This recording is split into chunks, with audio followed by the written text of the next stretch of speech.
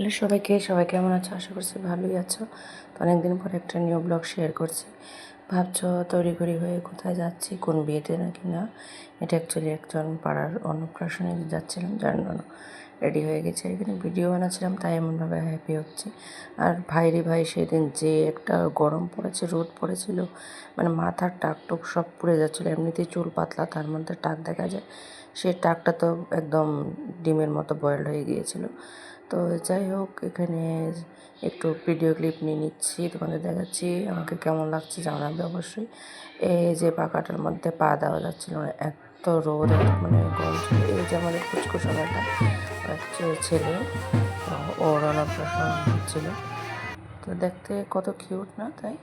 তো ঠাকুরের বাড়িতে অনুষ্ঠান করেছে, জগন্নাথ বাড়িতে, তাই রেডি হয়ে ভাগ্নিকে নিয়ে চলে গিয়েছে।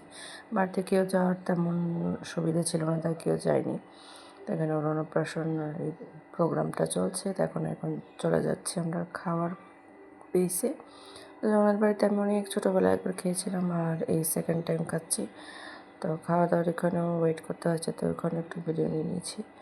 আমাকে দেখতে কেমন লাগছে অবশ্যই জানাবে। আর মিশো থেকে এই গলার সেটটা নিয়েছিলাম, দুর্দান্ত লাগছে না? কীরকম হয়েছে জানাবে। এটা কি রাখবো না রিটার্ন করবো ভাবছি, কালকেই এসেছিলো এটা। তো যাই হোক, খাওয়া দাওয়ার পরে আর একটু ঘোরাঘুরি করে নিয়েছি। এখানে মানে প্লেসটা এত সুন্দর, মানে একবার গেলে মনে হয় এখান থেকে আর ফিরে না আসি, এত ভালো লাগে, ঠান্ডা ঠান্ডা পরিবেশ। তো আরও কয়েকটা ভিডিও ক্লিপ নিয়েছিলাম, ভিডিও করেছিলাম এক দুটো, আর মানুষও ছিল, তাই একটু লজ্জাও লাগছিলো।